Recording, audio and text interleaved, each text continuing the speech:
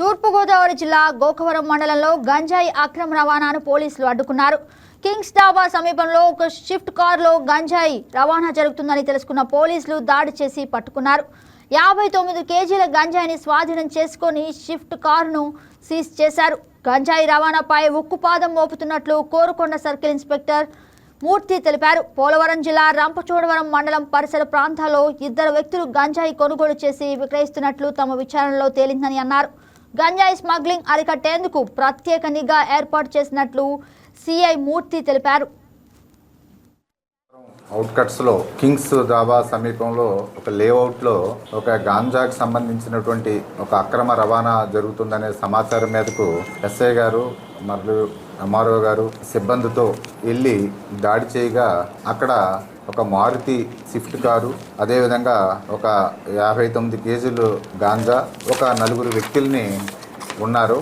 వాళ్ళని వెంటనే అదుపులో తీసుకుని వాళ్ళని అరెస్ట్ చేసి దాని మీద దర్యాప్తు జరిపితే కొన్ని నిజాలు మనకి తెలిసాయి. ఈ గాంజా అనేది ఒక 2 రాజస్థాన్ వ్యక్తులకి మనకి ఎవరైతే ఈ పోలవరం జిల్లా రంపచోడవరం మండలం ఎర్లమామిడి గ్రామం నుంచి ఒక 2 వ్యక్తులు కత్తుల ప్రతాపరెడ్డి, కొండల శ్రీకృష్ణారెడ్డి అనే వ్యక్తులు వీళ్ళు అలవాటుగా గాంజా అక్కడ కొని ఒరిస్సా అలాగే పోలవరం జిల్లాలో గంజాని తీసుకుని ఇక్కడ ఎవరైతే వాళ్ళు ఇతర రాష్ట్రాల నుంచి కానీ ఇతర ప్రాంతాల నుంచి వ్యక్తులకి వెహికల్లో తీసుకొచ్చి ఆ ప్లేస్లో అప్పగించడం అనేది జరుగుతుంది.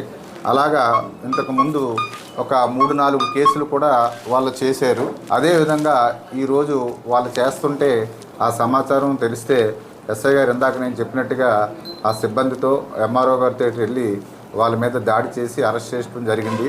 ఈరోజు ఒక 59 కేజీల గాంజా, అదేవిధంగా మారుతి స్విఫ్ట్ వెహికల్ కూడా స్వాధీనం చేసుకున్నారు. దాని మీద కేసు నమోదు చేసాం.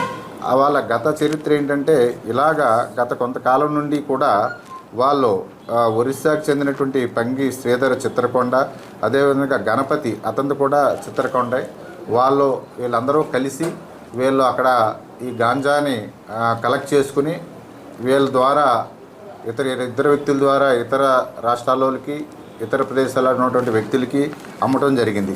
ఆ విధంగా ఇప్పటి వరకు మనకు దర్యాప్తులో మన గోకవరంలోనే గతంలో ఒక 2 కేసులు వీళ్ళు తీసుకెళ్ళినటువంటి 400 కేజీలు, అదేవిధంగా మొన్న ఒక వారం క్రితం ఒక 28 కేజీల బైక్ మీద వెళ్తూ కూడా ఆ కేసును కూడా కన్ఫెస్ చేశారు. అదేవిధంగా ప్రకాశం జిల్లా మార్టూరులో కూడా ఒక 198 కేజీలు గాంజాని